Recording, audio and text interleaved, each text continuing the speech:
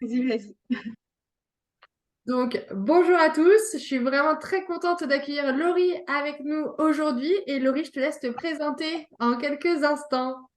Allez. Du coup, bonjour à tous. Moi, c'est Laurie. Du coup, je suis la fondatrice de LPCGA. Je suis spécialisée dans les organismes de formation depuis août 2021. En fait, j'accompagne les formateurs dans la création, le développement et la stratégie de leur centre de formation. Et je suis, du coup, par conséquent, aussi consultante Calliope. Donc, j'ai une deuxième casquette qui est ma casquette de formatrice, puisque je forme aussi des assistantes à faire ce que je fais, donc à devenir assistante administrative d'organismes de formation. Donc, voilà. Ok, ok. Et donc, du coup, tes clients, c'est quel type?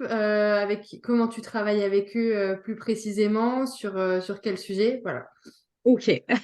Alors, pour vous donner des exemples, en fait, aujourd'hui, je vais accompagner des formateurs qui sont souvent indépendants, qui ont construit leur formation, qui ont envie de construire une formation et qui se posent la question à un moment donné, qu'est-ce que proposer des financements, est-ce que c'est intéressant pour moi ou pas, et un petit peu l'étape qui va passer. Donc, en termes de public, ça va être souvent ça, ou alors c'est vraiment des gérants d'organismes de formation avec des plus grosses structures qui sont un petit peu perdus dans les démarches de financement, qui arrivent à vendre aujourd'hui sans financement, mais qui ont envie de développer ce côté-là. Donc, en termes d'exemple, ça va être voilà, soit de la création d'organismes de formation depuis le départ, donc où ils ont une formation et ils ont envie de devenir organisme de formation. Donc, Mhm. ça va passer par le numéro de déclaration d'activité, par l'exonération de TVA s'il y a besoin. Mhm. Ensuite, on va passer à la préparation de Calliope. On va ensuite chercher les financements, les habilitations, parce que bon, on va rentrer peut-être un peu plus dans le détail Ah, après. voilà, mais c'est pour planter le décor en fait. C'est ça. Et après, parfois, c'est juste des formateurs qui n'ont pas envie. Ça peut arriver de ne pas avoir envie de rentrer dans cette démarche-là. Parce que du coup, c'est Calliope, c'est quand Administrative. même voilà, une grosse démarche, c'est administratif, il faut avoir de la rigueur. Et ça va être peut-être de les accompagner à trouver une bonne collaboration. Donc, c'est des formateurs, ils ont des contenus de formation et ils ont envie de travailler en collaboration avec des centres qui ont déjà Calliope. À ce moment-là, je peux aussi les aider à trouver voilà, cette collaboration-là, comment ça marche, à quoi je dois faire attention. Donc, ça peut être aussi ces personnes qui n'ont pas envie de se lancer dans Calliope. Voilà. Ok, super, super. Et donc, euh, on a, pour peut-être, avant de rentrer vraiment dans le vif du sujet avec les acteurs de financement, etc., ce qu'il faut savoir, c'est que il y a un processus, en fait, pour obtenir ces différents, peut-être tu veux échanger, enfin, les présenter, peut-être, ouais, le Oui, processus, ouais. c'est prévu, c'est prévu. Du coup, au Ok. niveau du processus, en fait, ce qu'il faut savoir quand vous êtes formateur, donc la première étape, bon, bien sûr, c'est d'avoir sa formation. Idéalement, du coup, je pense qu'on va arriver à vous dire si vous pouvez la vendre avant, c'est le top du top. Bien sûr. Mais si on veut vraiment rentrer là dans le côté financement, vraiment dans le côté j'ai envie de faire financer ma formation, la première étape, c'est de devenir organisme de formation. Et pour ça, il faut avoir ce qu'on appelle un NDA, un numéro de déclaration d'activité. C'est une démarche qui est gratuite, qu'on fait auprès de la DRITS. Même si elle est gratuite, il ne faut pas croire, elle est quand même parfois un peu complexe. On peut avoir des refus parce qu'il faut avoir un premier stagiaire. Vous avez un premier stagiaire à former. Et une fois que vous avez ce stagiaire-là, c'est les documents à déposer et vous devenez ensuite organisme de formation.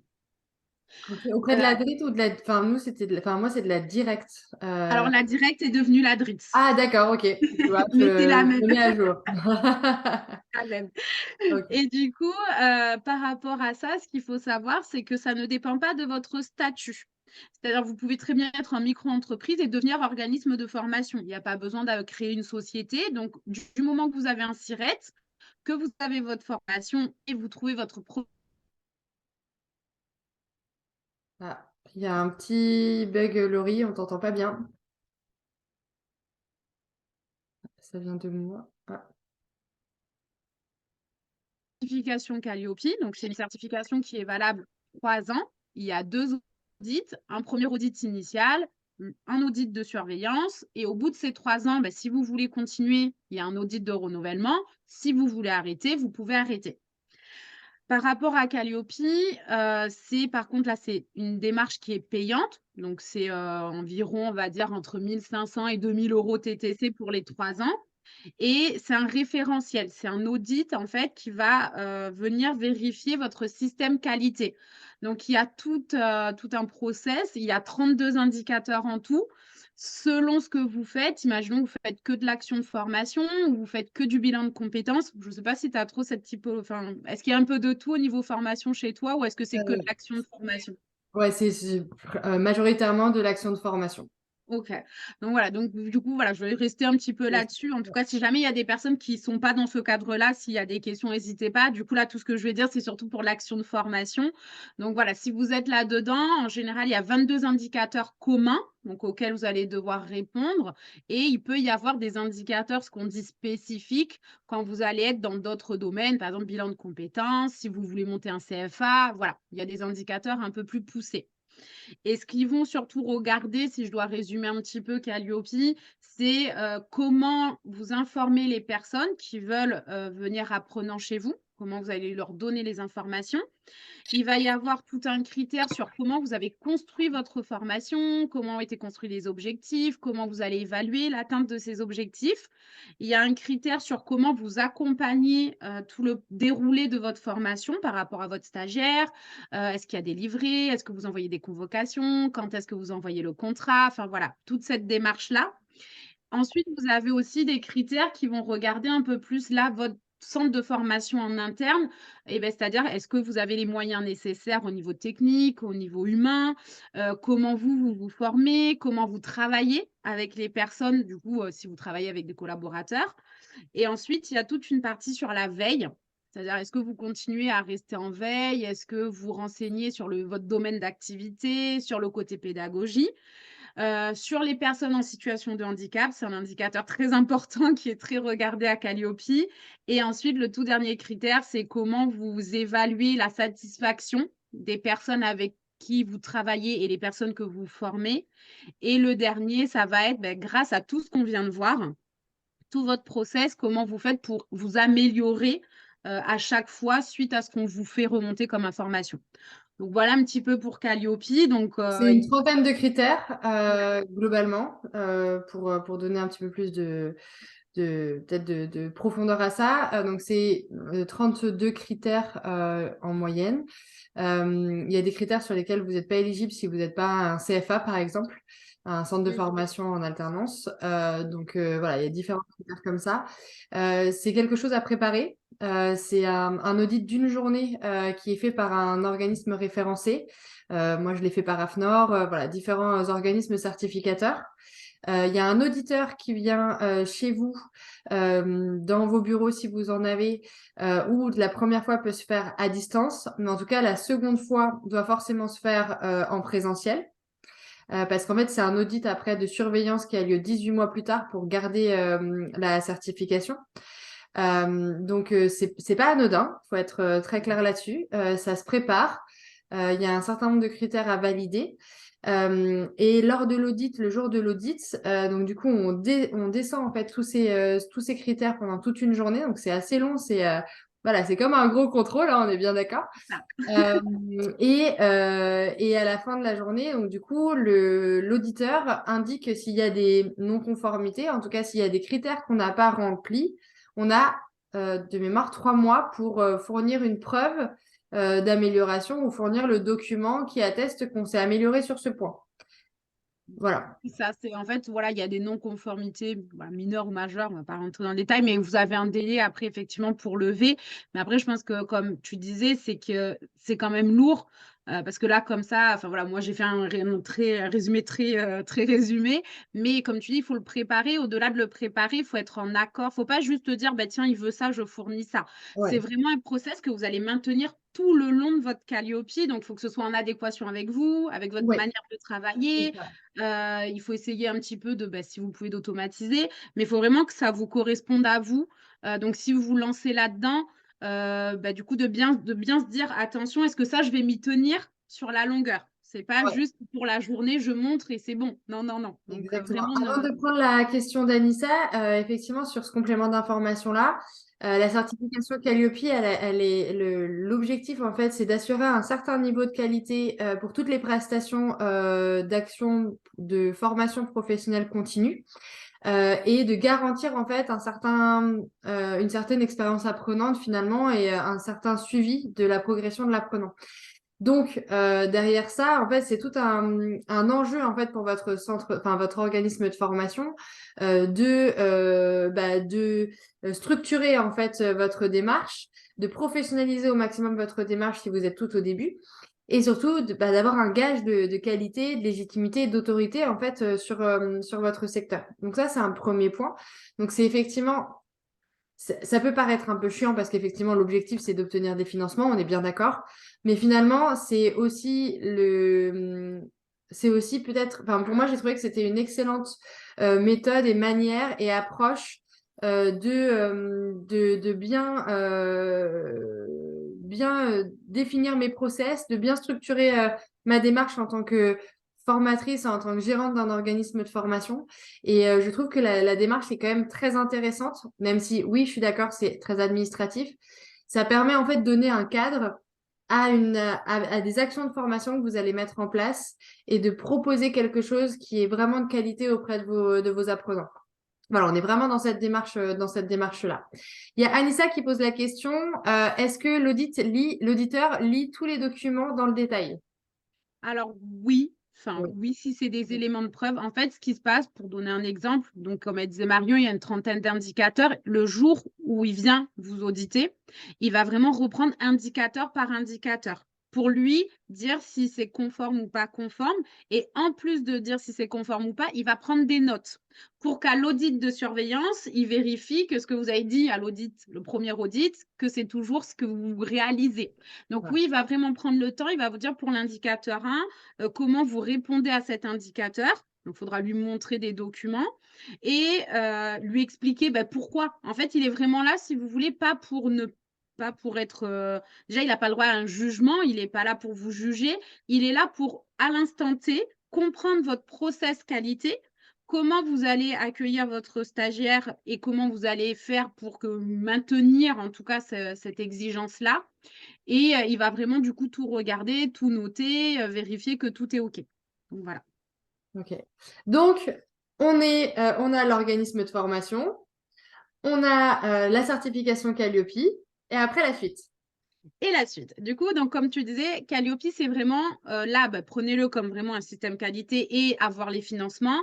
Une fois que vous avez Calliope, ça s'arrête pas là. C'est pas j'ai Calliope, c'est bon, je me mets sur le CPF, tout est OK, parce que Ça, vous c'est allez une être un fausse peu idée déçus. reçue. Ouais, c'est ça, c'est une fausse idée reçue et c'est très important de le rappeler parce qu'il y en a qui disent, ah bah c'est bon, maintenant je vais obtenir les financements.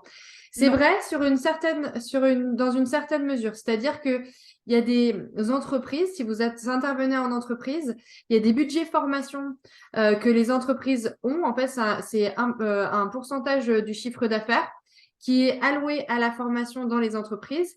Et si vous êtes certifié Calliope, le budget de formation de l'entreprise peut vous être alloué. Donc, en fait, ils ont une enveloppe qui peut leur servir parce que vous rentrez dans ce critère-là, parce que vous êtes certifié Calliope. L'entreprise peut bénéficier de cette enveloppe et justifier cette enveloppe pour votre organisme de formation. Donc, c'est dans ce seul cas-là où vous avez l'opportunité de bénéficier de la certification Calliope et donc du coup d'un budget formation en tant que tel qui est plutôt bienvenu pour le bénéficiaire, en l'occurrence l'entreprise. Euh, il y a Nathalie, si on n'accueille pas les participants et qu'on propose juste des formations où on se déplace nous-mêmes dans les entreprises, qu'on n'a donc pas de bureau, l'audit est différent, on peut recevoir à son domicile. Alors moi, c'est mon cas. Et effectivement, du coup, j'ai un siège social, je l'ai accueilli à mon siège social, qui n'est pas mon bureau de tous les jours, qui n'est pas chez moi. Et du coup, je l'ai accueilli dans ces bureaux-là. Ça peut être un bureau de coworking. L'essentiel, c'est juste que vous l'accueillez dans un environnement qui est le vôtre. Si vous faites aucune, enfin, il faut que ce soit cohérent, bien évidemment. Si vous faites aucune formation en présentiel, bah, c'est normal que vous n'ayez pas de bureau. Donc, effectivement, votre auditeur, vous pouvez l'accueillir dans une salle de réunion. Vous pouvez le recevoir à votre domicile, bien évidemment aussi. Voilà.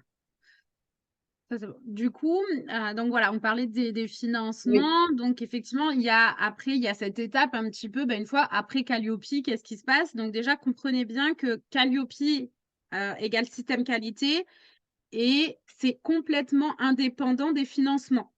Donc ensuite, en termes de financement, vous allez avoir par exemple le CPF, vous avez Pôle emploi, vous avez, comme elle disait Marion, le budget entreprise, c'est les OPCO. Même vous aujourd'hui qui êtes en formation, si vous êtes indépendant, vous cotisez aussi pour de la formation. Il peut y avoir la région, mais qui dit financement de fonds publics dit obligé d'avoir Calliope. Et je dirais après Calliope, l'étape qui est importante, c'est de vous poser la question déjà, qui est votre client idéal? Donc vers qui vous allez chercher du coup ces fonds-là. Et si par exemple c'est des particuliers, ben, ça va être de se référencer par rapport au CPF sur une plateforme qui s'appelle EDOF. Si c'est du Pôle emploi que vous voulez, ben, c'est d'aller se référencer du coup sur le Cariforef. Voilà, l'étape après Calliope, c'est d'aller se référencer sur les différentes plateformes pour qu'on puisse vous trouver et pouvoir proposer les financements. Donc ça, c'est la troisième étape, je dirais, après ça. Soit du coup, là, je peux expliquer un petit peu les différents Oui, types de financement. oui, vas-y. Ouais, je pense que c'est important de rentrer Ouais, dans tous les détails-là. Ouais, bien ok. définir les différents. Ouais. Alors, ce qu'il faut savoir, c'est que par rapport au financement, en fonction de la personne que vous ciblez, si c'est par exemple quelqu'un qui est demandeur d'emploi, à ce moment-là, il peut utiliser son CPF ou il peut utiliser le Pôle emploi. Et il faut être référencé, une fois qu'on a Calliope, du coup sur différentes plateformes de Pôle emploi. Donc ça, c'est le premier, c'est Pôle emploi. Le deuxième, si vous ciblez les salariés des entreprises. À ce moment-là, effectivement, il faut aller chercher le budget entreprise qu'on appelle les OPCO. Il y en a 11. C'est les opérateurs de compétences pour information. Vous allez aussi pouvoir, si c'est des salariés, ils ont quand même du CPF, mais là, c'est vraiment la personne en tant que telle. C'est pas en tant que salarié en général qu'elle va venir. C'est elle, personnellement, elle veut se faire former. Et vous avez parfois des plans de financement en interne pour les entreprises, en dehors des OPCO et en dehors de tout ça. Ensuite, quand on est aussi freelance, pardon, auto-entrepreneur, vous cotisez à ce qu'on appelle des fonds d'assurance formation. En abréviation, c'est les FAF. Donc souvent, on entend parler, je ne sais pas si vous connaissez l'AGFIS, le FIFPL, peut-être parmi entre vous, il y a peut-être des gens qui ont déjà l'utilisé. Et ce qu'il faut savoir, c'est que par rapport aux OPCO, par rapport aux fonds d'assurance formation pour vous, le budget, il est alloué sur 1 an. Donc, les personnes que vous allez peut-être démarcher si vous avez Calliope, ce qu'il faut comprendre, c'est que ça ne se cumule pas. Ils ont un budget pardon, alloué à l'année et s'ils ne l'utilisent pas, c'est perdu.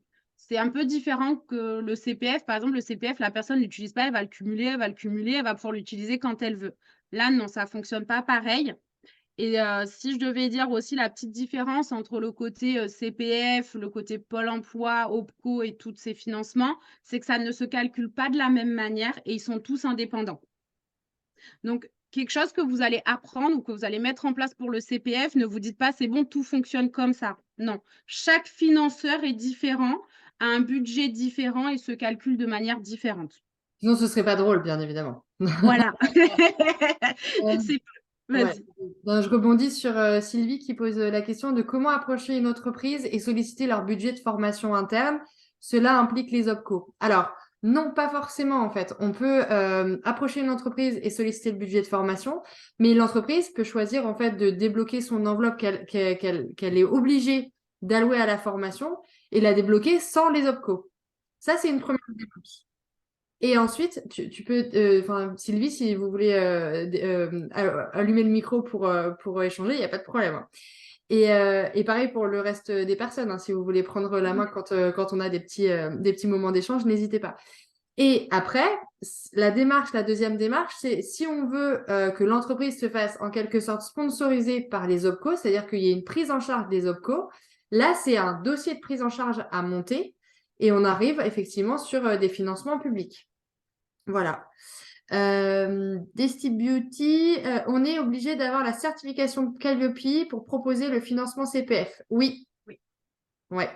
Qui dit financement public dit Calliope. Voilà, ça par contre, vous pouvez bien l'ancrer, OPCO, tout ce que vous voulez, financement public égale Calliope. Voilà. Donc, on a vu les demandeurs d'emploi, on a vu les employés. Oui, vas-y, Sylvie, on était encore sur. Oui, J'ai une petite question ouais. au sujet des dossiers de prise en charge. Voilà ce qui, je ne veux plus, c'est ça, je ne veux plus m'occuper de l'ingénierie, prise en charge des dossiers ou des petites entreprises. Donc, euh, je ne veux plus non plus attendre d'être payé après facturation ou après fin de formation. Comment éviter ce guet-apens? Parce qu'on attend trop longtemps, ça peut nous couler. Hein, par exemple, les OPCO, pas toutes ne sont réactives. Moi, il y a une facture que j'attends depuis 4 mois, par exemple. Voilà. Donc, du coup, j'aime pas faire affaire avec les OPCO parce que je suis pas sûre d'être payée. Par contre, mon compte formation, la plateforme EDOF, donc tout ce qui a lié au CPF, eux payent en temps et en heure parce que légalement, ils ont 30 jours pour réagir. Donc là, pour ça, seulement, il y a un test de certification parce que je suis formatrice là, pour courir derrière les gens. On n'arrive pas à trouver les certificateurs. Ou quand on en a, ben, on a peur de les perdre parce que si les gens vont pas faire leur examen, leur test à la fac, vous perdez votre certificateur.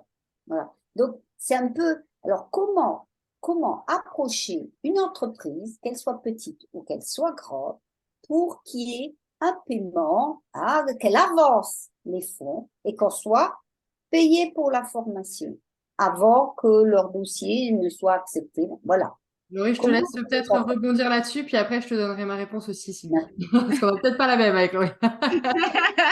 Alors, du coup, si toi, c'est un choix. C'est-à-dire que si demain tu démarches une entreprise et qu'elle est OK pour suivre ta formation, tu peux très bien lui dire que toi, tu veux que ce soit l'entreprise qui te paye Oui, et qu'elle se fasse rembourser. Tu as la possibilité aujourd'hui, en tout cas avec les OPCO, et là, attention, on parle bien OPCO, tu as oui, la possibilité de dire, c'est le gérant qui te paye et c'est lui qui se fait rembourser. Par contre, sur le fait, il y a quand même un délai, du coup, c'est vrai qu'on n'est pas rentré dans le détail, mais il y a un oui, délai, tu sais, pour avoir l'accord de prise en charge et là, ben, si l'entreprise veut garder le choix quand même de se dire: «J'attends l'accord de prise en charge», on peut pas trop jouer là-dessus. C'est-à-dire que si lui, il se dit: «C'est bon, je vais être remboursé», qu'au final ça passe pas, voilà. Mais, c'est plus à toi, je dirais là, d'aller voir l'entreprise et de dire: «Moi, aujourd'hui, je ne veux pas, du coup, travailler comme ça et je veux que ce soit l'entreprise qui me paye et vous, vous faites rembourser».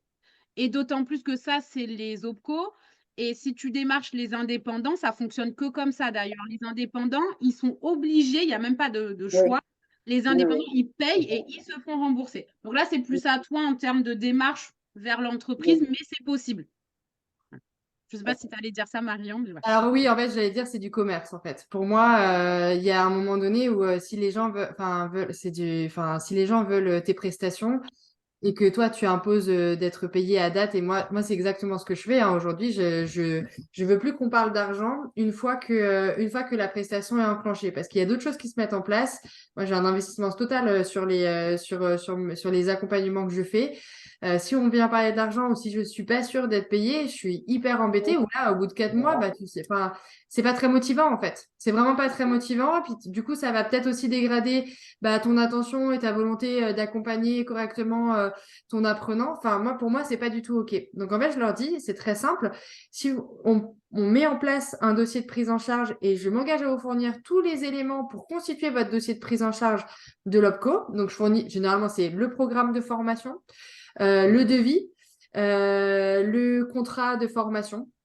Moi, je fournis les trois. Laurie, je ne sais pas si tu veux compléter, mais globalement, c'est les trois pièces principales. Il peut y en avoir d'autres, parfois à la discrétion de l'OPCO. Et une fois qu'on fournit ces pièces-là, c'est à la charge de l'entreprise, de l'entrepreneur, du formé, en tout cas de l'apprenant, de se rapprocher de son OPCO pour obtenir sa prise en charge. Une fois que cette personne a obtenu la prise en charge, elle revient vers toi et pour moi, elle avance les frais ou alors elle attend effectivement que l'OPCO ait versé son règlement pour démarrer la formation. Et pour moi, c'est seulement à ce moment-là enfin voilà, c'est quand le sujet de l'argent est réglé qu'on commence la formation à proprement parler. Pour moi, c'est du commerce en fait. Je suis arrivée à la même conclusion. Ouais. De dire là, je ne pouvais plus continuer comme ça. Ouais. Donc, Bah, ça prend du temps. En fait, c'est que vraiment, enfin, moi, je m'investis vraiment, vraiment beaucoup. Enfin, je relance mes apprenants. J'ai vraiment une démarche d'accompagnement enfin, approfondie. Et si je sais que il n'y a pas l'argent qui est sûr et certain de rentrer, en fait, c'est un problème. C'est un grain de sable qui va tourner. Même si on fait pas ça que pour ça, on est bien d'accord, mais on est quand même une entreprise. À la fin du mois, on a envie de payer nos factures et de bien manger. On est bien d'accord. Donc, c'est un intérêt. Et encore une fois, il n'y a personne qui va mourir si on fait pas la formation. Donc, voilà, il faut remettre aussi les choses dans son contexte. On est sur de la prestation de service, du service à la personne. Donc, on peut légitimement demander d'être payé en avance, en amont d'une prestation de formation, il me semble. Pareil. Quels Si sont jamais les... tu peux aussi leur dire, pardon, tu peux leur dire aussi que toi, c'est en fait ce qu'il faut que les gens comprennent, il faut changer un petit peu, je pense, le switch et la façon de penser des gens. En fait, c'est un bonus aujourd'hui, c'est un privilège qu'on donne aux entreprises de pouvoir profiter aussi de ça. Il faut pas prendre comme un acquis, ah ben j'ai un budget, je fais comme ça, et puis voilà. Non, aujourd'hui, il y a une prestation et tu peux leur proposer on est gentil de proposer de s'être lancé aussi dans cette démarche Calliope et aujourd'hui de proposer un financement, mais c'est plus comme un bonus et comme un plus, voilà.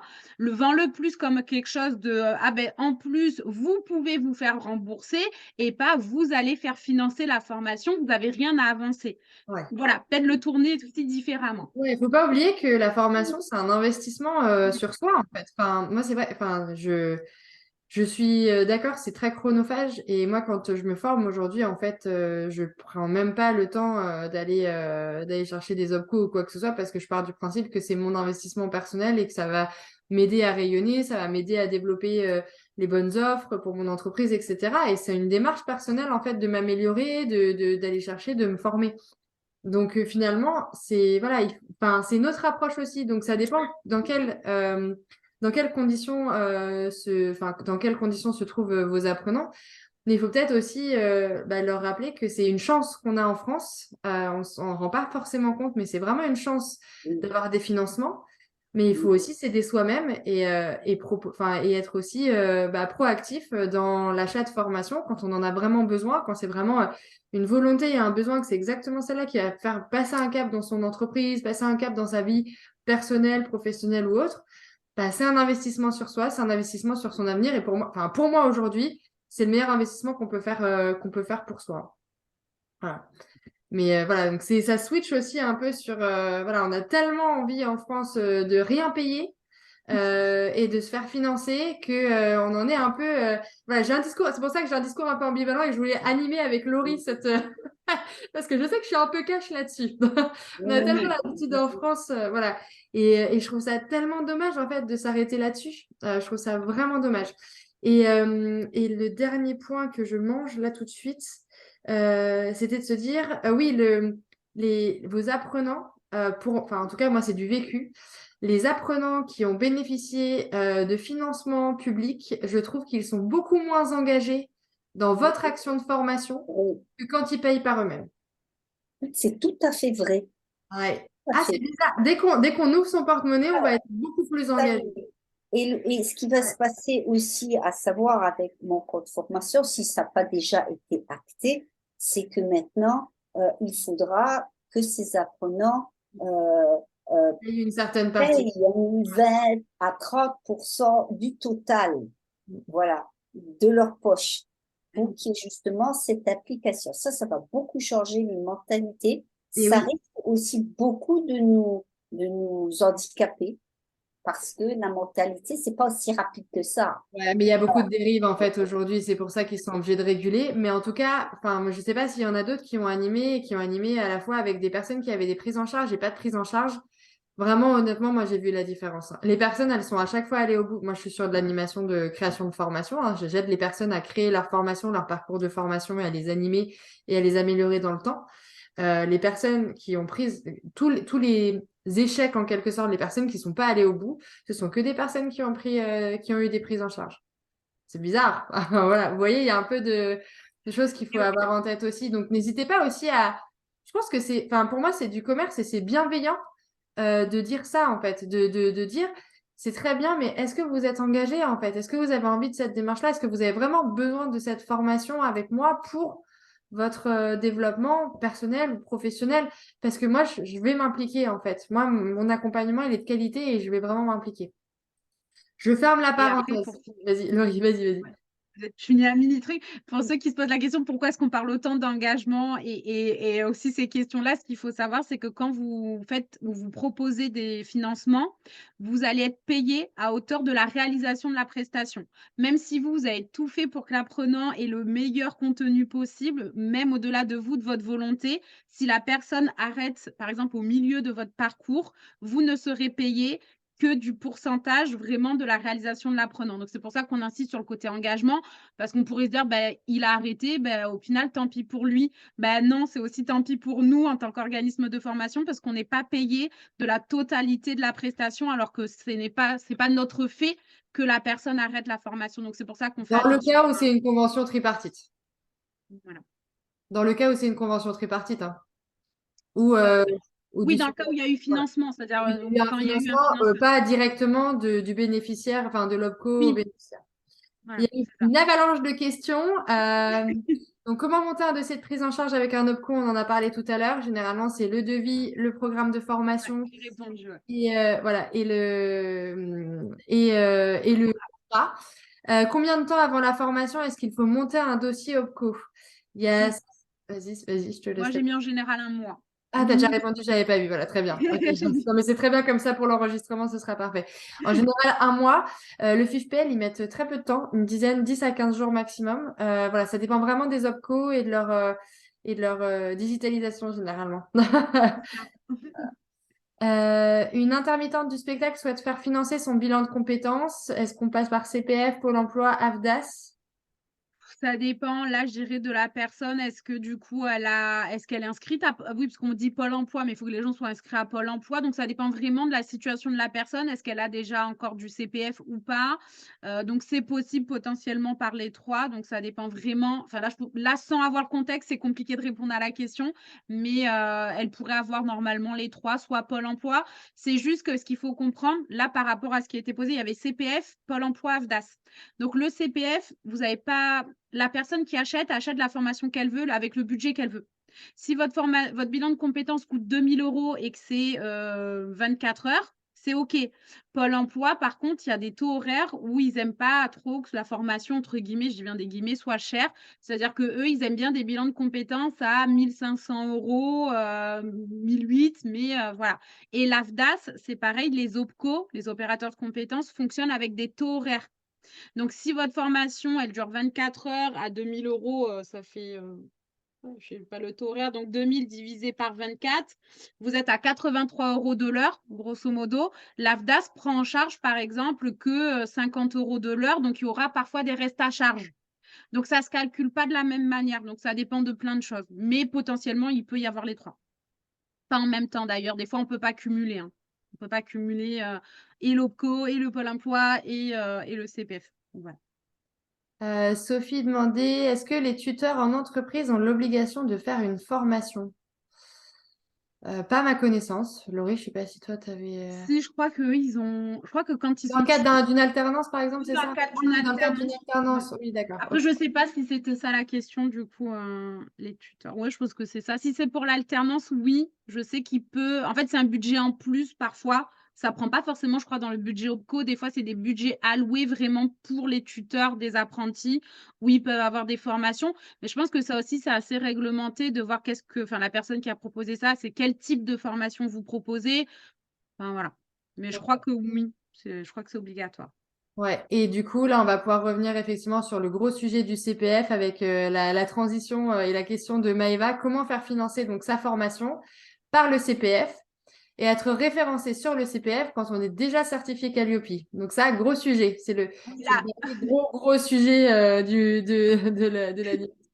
alors, Alors, merci Maëva, voilà, je pense que la bonne finance. transition. C'est ça. Alors, du coup, une Merci fois que Maëva. vous avez Calliope, ça suffit pas. C'est vrai que du coup, on est en train de faire les étapes pour être référencé au CPF. Et là, attention, tout ce qu'on va dire, c'est uniquement pour le CPF, parce que ça fonctionne pas pareil pour les OPCO. Il y a 5 possibilités. Il faut avoir une formation certifiante.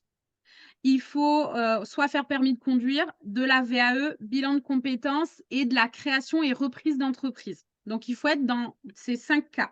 Si vous n'êtes pas dans ces 5 cas, vous ne pouvez pas accéder du coup, au financement du CPF.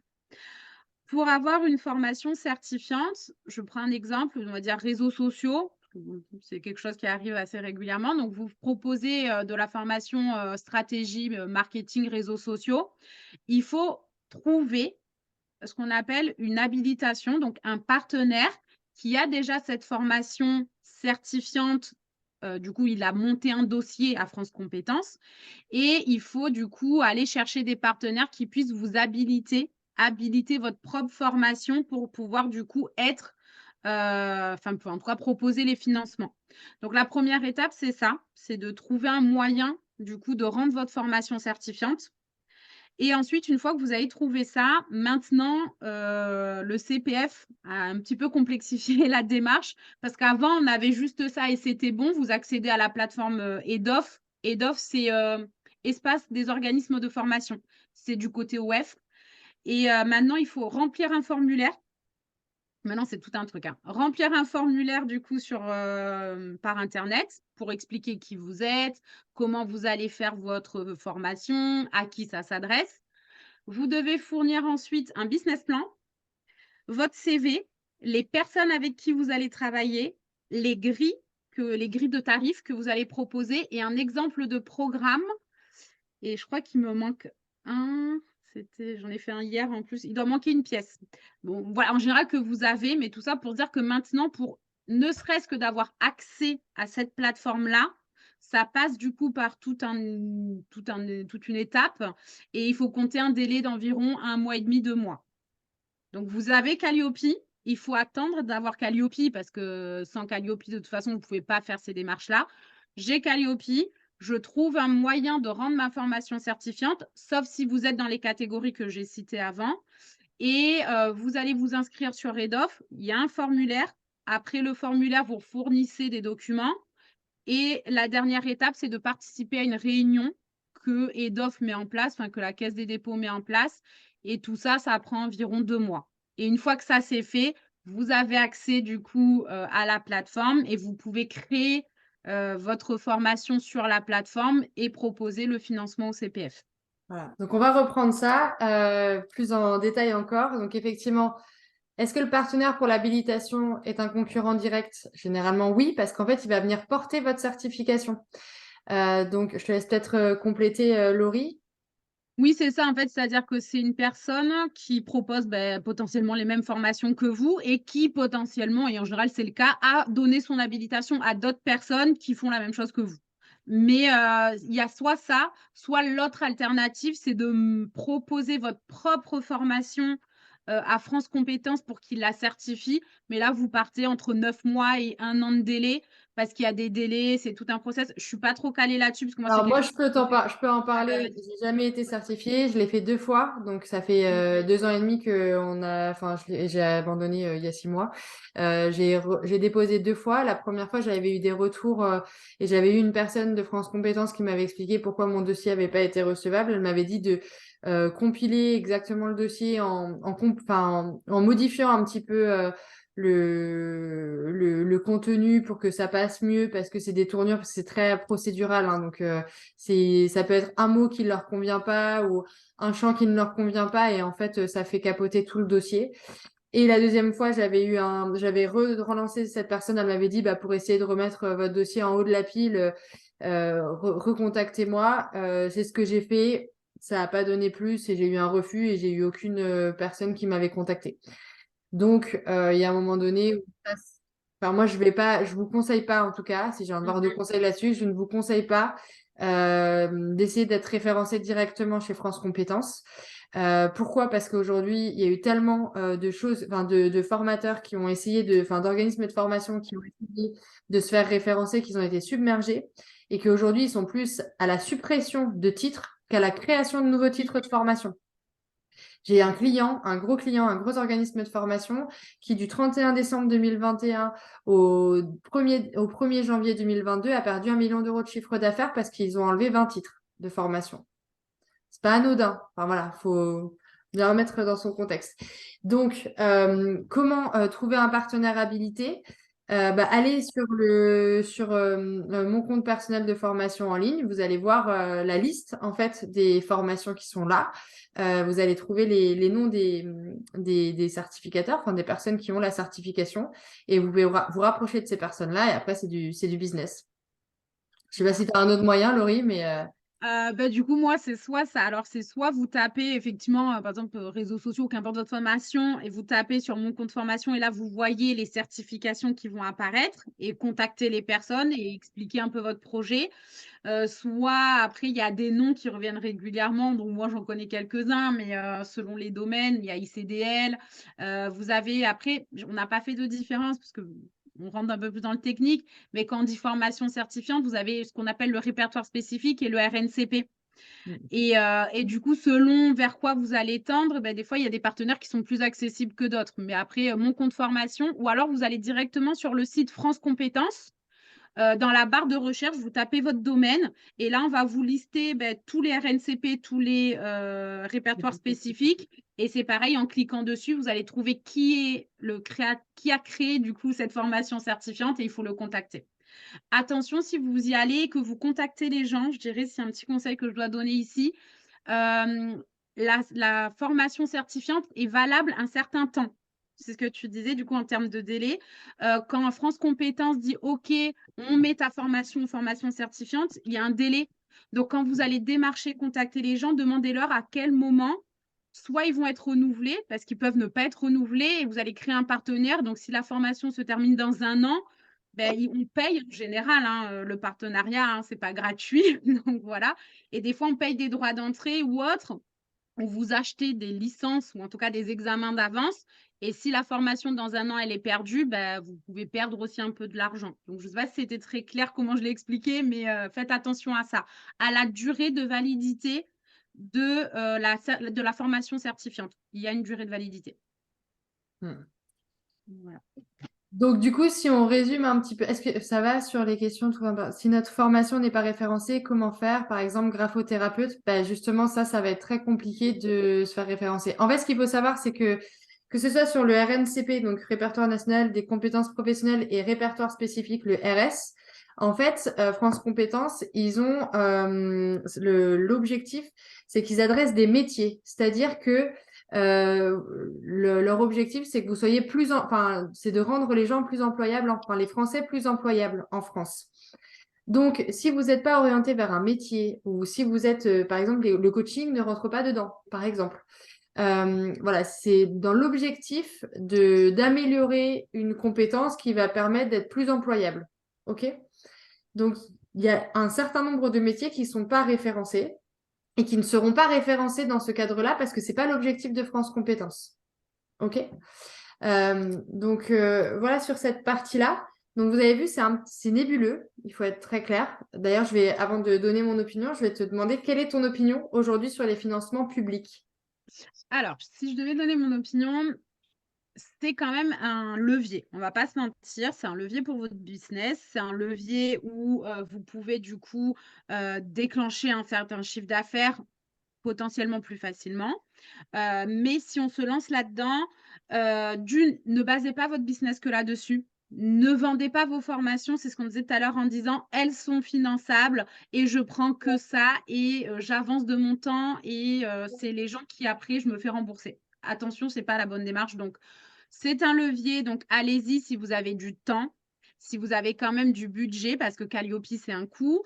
Derrière, tout ce qu'on vient de dire de mettre en place, ça a un coût aussi. Les demandes de partenariat, c'est le temps. Donc voilà, est-ce que vous avez tout ça? Posez-vous la question aussi, qui je cible et pour savoir si ça vaut le coup d'y aller ou pas. Parce qu'en termes de budget, vous allez voir des fois si c'est des OPCO, que c'est de l'individuel à 35 € de l'heure, alors que vous, peut-être, vous êtes à 80 € de l'heure, j'y vais pas parce que c'est plus de temps voilà, mettez votre temps ailleurs, je dirais. Donc voilà, ça sert à rien. Vous êtes assez aussi avec les fonds publics, vous êtes assez contraints. On en discutait hier avec une personne. Vous n'êtes pas, entre guillemets, libre de faire ce que vous faites. Il y a un processus, il faut s'y tenir, il y a des documents à envoyer, c'est réglementaire, c'est protocolaire. Donc, il faut aimer ça. Si vous n'aimez pas ça, je dirais, n'y allez pas non plus. Et il faut se dire que si vous vous lancez, c'est pour vous, c'est pour votre business, c'est pour avoir un système qualité et c'est pas trop en mode commercial. Donc, si je devais résumer, oui, c'est un levier. Ne basez pas votre business que là-dessus. Après, ça fonctionne parce que si je dois donner quelques chiffres, quand même, aujourd'hui, le milieu de la formation pour 2023, ils ont prévu plus de 14,9 milliards d'euros. Donc, c'est un gros budget, on ne va pas se mentir. Il y a des fonds, c'est là. Pour les OPCO, il y a une estimation environ de 550 millions d'euros. Donc, c'est voilà, il y a du budget, mais il faut avoir envie de se lancer là-dedans et ne le faites pas juste en se disant ça va être plus facile. C'est pas vrai. Voilà. Ok. Ouais, si je devais donner mon opinion là-dessus. Ouais. Parfait. Je vais vous donner, avant de répondre aux questions, je vais vous donner la mienne. C'est en fait effectivement une stratégie long terme, moyen-long terme, ça. Donc, effectivement, pour moi, faites plutôt du commerce, allez chercher, allez à la rencontre des personnes avec qui vous avez envie de travailler, qui vont avoir envie de s'engager, qui vont avoir besoin de votre formation et qui vont rechercher un accompagnement comme celui que vous proposez et qui vont le faire dans la bienveillance et qui vont avoir envie de travailler avec vous et qui vont avoir envie d'investir sur eux et avec vous. Effectivement, ça peut être très intéressant le CPF, mais c'est long. Enfin moi, pour autant, je pense que je suis quand même une bonne professionnelle. Je suis assez structurée. J'ai quand même, voilà, tout est, enfin le Calliope pour moi c'était un non-sujet parce que tout était en place. Et pour autant, j'ai pas eu le CPF, donc en direct, donc c'est pas anodin. Et là, je suis dans le processus également pour aider des personnes à obtenir, enfin, à accéder à mes formations en rapprochement avec un certificateur. C'est pareil, c'est très long en fait. Il y a énormément de choses. Enfin, il faut vraiment que notre programme de formation colle au leur. Et ça demande en fait, donc cette habilitation, elle demande à être prise en compte pour que je puisse accéder à Head of. Donc en fait, ça reste, enfin, pour moi, je trouve que c'est très administratif et en fait, ça enlève un peu la quintessence de mon métier d'animatrice de formation, en fait. Voilà. Donc, allez-y si ça vous motive. Mais effectivement, je te rejoins complètement, Laurie, sur le fait de ne pas mettre tous ses œufs dans le même panier et faites votre business, faites votre travail de la meilleure manière qui soit sans forcément aller chercher le CPF ou autre si vous n'êtes pas très, très intéressé par l'administratif. Ou alors, si vous avez l'opportunité de passer du temps ou de déléguer cette partie-là à une personne qui saura faire, faites-le. Mais effectivement, c'est soit un investissement temps, soit un investissement argent.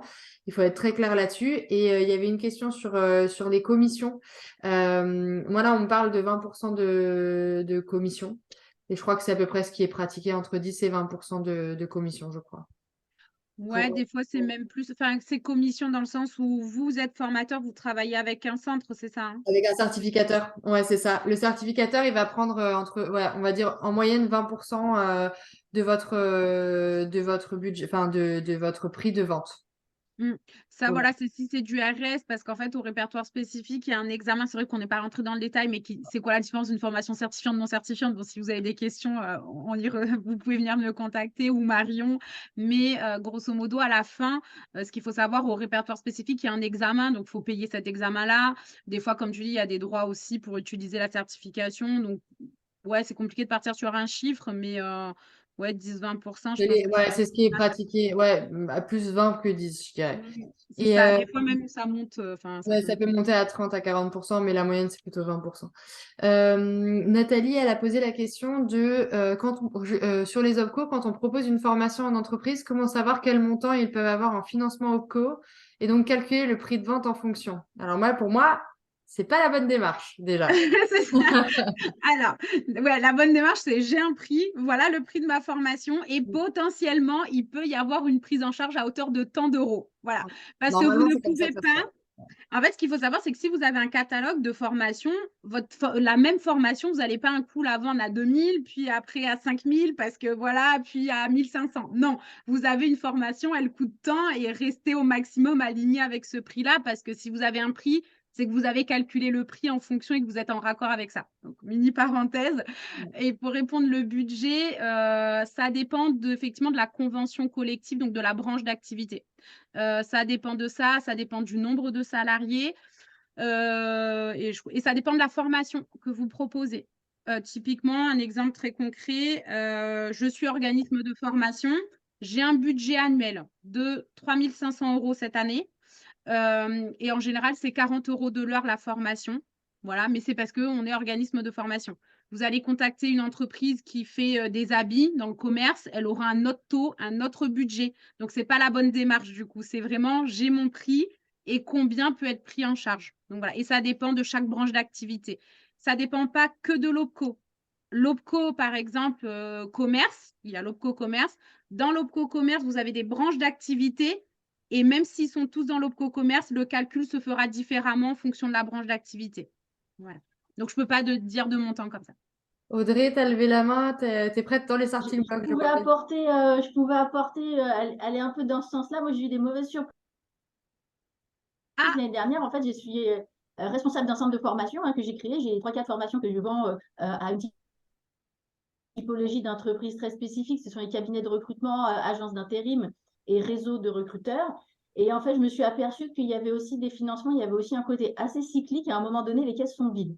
Donc, souvent, alors je soumets à d'autres personnes, bien sûr, souvent ce que j'ai remarqué, c'est qu'en fonction des entretiens d'évaluation qui sont entre janvier, février, mars, avril, tout le monde demande ses formations avril, mai, juin, juillet. Il y a de l'argent. Les formations ont lieu après septembre, octobre, novembre ou un petit peu plus tôt dans l'année. Pratiquement rien juillet, août. Et quand on arrive en septembre, par exemple, pour demander un financement OPCO, septembre, octobre, on peut nous dire oui, oui, c'est bien, mais revenez en janvier. Alors, on vous dit pas non, mais ce sera plutôt en janvier.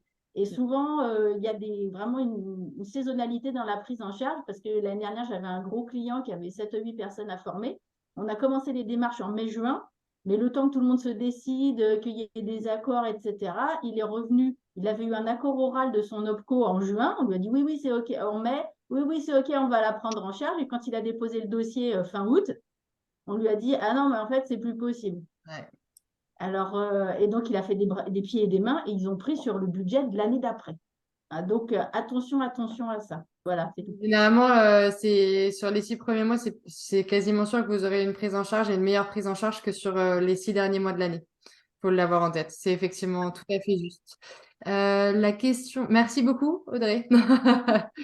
Je pense qu'on a adressé toutes les questions. Effectivement, le site de l'OPCO, les prises en charge, ça a été détaillé. Et merci pour le lien vers les 11 opérateurs de compétences. Il y en a effectivement 11 listés. Et du coup, je pense qu'on a adressé toutes les questions. Pour conclure, Laurie, comment tu peux aider les créateurs de formation qui ont envie de se lancer dans ces démarches-là? Voilà, comment tu travailles? Allez. Alors déjà, on commence toujours par un appel découverte parce que vous l'aurez bien compris, selon votre formation, selon vous, comment vous voulez faire, tout le monde est différent, chaque centre est différent. Donc déjà, par un appel découverte, pour comprendre vos objectifs. Moi, je suis partisane de dire je vends entre guillemets qu'une prestation qui est nécessaire à la personne. Donc, si je vous dis, enfin, j'ai pas peur de dire à la personne non, n'y va pas, tu vas perdre plus d'argent et de temps qu'autre chose.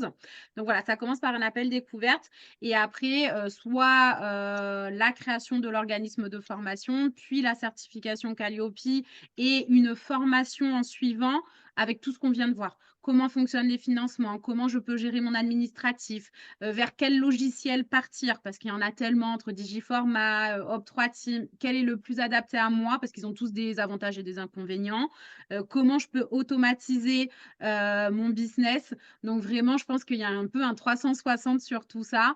Donc je dirais le mieux, si vous avez des questions, ben voilà, n'hésitez pas, l'appel découverte est totalement gratuit et en fonction de vos objectifs, il y aura un plan d'action qui est mené et qui sera fait. Si c'est juste potentiellement de chercher une collaboration, ça peut être juste ça. Donc, c'est soit sur du ponctuel. Et au niveau plus tard, si par exemple, vous êtes déjà organisme de formation et que vous avez envie de déléguer certaines parties de votre business, moi, je peux vous mettre en relation puisque je forme des assistantes à comprendre justement tout ça et à prendre le relais. Je le faisais avant, j'ai un peu levé le pied, donc je suis plus dans le côté maintenant consulting, formatrice, accompagnatrice. Mais s'il y a besoin d'aide aussi là-dessus, je peux vous mettre en relation avec des personnes. Donc voilà. Et comment on te contacte? Donc, ça peut être par Instagram. Sinon, vous pouvez m'écrire aussi directement à marion.bernard@boostyourlearning.com et je transférerai à Laurie, bien évidemment. Et si tu veux mettre tes coordonnées dans le chat Laurie, comme ça tu le fais. Mais voilà, comme ça, au moins, vous avez la Tac. possibilité d'échanger. Et c'est LP, je crois que c'est .cga. Du coup, ça, c'est mon Instagram sur le lp.cga. Et sinon, je suis aussi sur LinkedIn avec Laurie Payette. Voilà. Mais Payette, P-A-Y-E-T, pas comme une vraie paillette. Voilà, c'est Comme le rayonné. footballeur, pareil. C'est ça. Eh ben, Il est coupé ton micro, Sylvie, du coup. en tout cas, merci beaucoup, Laurie. Je pense que Merci à toi. ça a donné un bon éclairage, je pense, sur les financements publics. Il y avait plein de questions, c'était très animé. Il y Ouais. avait aussi plusieurs personnes connectées. Là, on est à plus d'une vingtaine de personnes connectées sur un sujet qui était vraiment, a priori, au cœur des attentes. Donc, merci beaucoup pour toutes ces informations. Et puis, Merci. au plaisir d'en savoir plus sur vos projets, savoir si vous les mettez en place ou pas. Et n'hésitez pas à nous faire vos retours d'expérience aussi sur les financements publics, parce que c'est toujours très, très intéressant de savoir comment chacun le vit finalement, parce que vous avez vu que c'était quand même un chemin assez sinueux. Donc, voir aussi, prendre les retours d'expérience de chacun, chacune, c'est toujours très intéressant. Le replay va être à disposition pendant 48 heures et 48 heures seulement. Donc, on va vous l'envoyer juste après, le temps qu'en fait Zoom, la vidéo sur Zoom, que je la mette sur Vimeo et qu'après mon équipe envoie le mail, mais ce sera fait et à partir de l'envoi, ce sera 48 heures. Voilà. Donc, Isabelle, merci beaucoup. Timéa, merci beaucoup. C'était vraiment très enrichissant. Cathy, merci beaucoup. C'était très instructif. Voilà, super. Bah, écoutez, parfait. Tu as l'air d'avoir rempli la mission. Oh là, bravo, Laurie. Merci à toi, parce que du coup, c'est vrai que des retours d'expérience, c'est bien. Puis là, comme on était entre formateurs, on est allé un peu vite sur les sujets, mais comme elle disait Audrey tout à l'heure, d'avoir des retours, comme tu dis, enfin voilà, c'est top. Et en tout cas, On se sent voilà, moins seul aussi, dit Anissa. Oui, c'est exactement ça. c'est ça. Donc voilà, et je pense qu'on a bien sensibilisé, et je pense qu'il y a un vrai switch à faire et de faire attention, parce qu'il y a eu des mauvaises pratiques, surtout pendant le Covid, avec tout ce qu'il y a eu, de bien sensibiliser, et quand vous prenez une décision, de les prendre en ayant connaissance de tout ce qu'il y a derrière aussi. Donc voilà. Et puis je pense qu'après, avec Marion, si vous y êtes, je pense que le côté, voilà, après, n'hésitez pas à lui poser aussi des questions, parce que je pense que tu as un bon retour d'expérience. Ouais, pour Et le coup, encore une fois, ayez toujours un plan B, ne faut pas focus que sur les financements, donc ayez de la partie aussi commerciale. e-commerce, c'est génial, commerce. Voilà. Je sais qu'on n'aime pas ça, mais je vous assure que vous faites de super rencontres et que vous allez travailler avec des gens qui sont bien plus engagés que quand on fait des financements publics. Anissa a posé une dernière question qui est plus à mon sujet. Est-ce que vous organisez d'autres sujets? Oui, en fait, dans la communauté, donc Boost Your Learning, Boost Your Biz et Boost Yourself, j'organise un live par mois, donc une masterclass par mois. Et le mois prochain, on va être sur son image de marque, sur comment travailler son authenticité.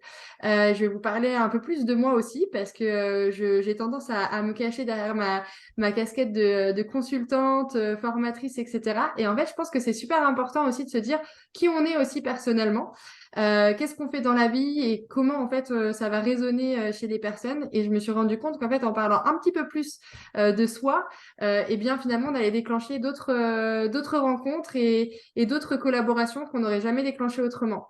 Et ça, j'ai envie qu'on en parle. J'ai envie de vous donner mes retours d'expérience par rapport à ça.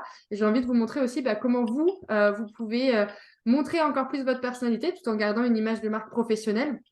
Et effectivement, à la recherche de l'émotion, c'est très bien dit Sylvie, et comment l'utiliser dans votre business, tout simplement. Voilà, comment utiliser toutes ces cartes dans notre statut d'entrepreneur multifacette. Voilà, je vous en dirai plus par mail, donc restez bien connectés. Vous recevez régulièrement les mails, vous êtes dans la communauté, vous êtes inscrits. Donc, vous aurez bien sûr toutes les informations dans les prochains mails à la communauté. Je vous souhaite une excellente journée. Merci à tous pour votre énergie. Merci Laurie pour Merci à toi.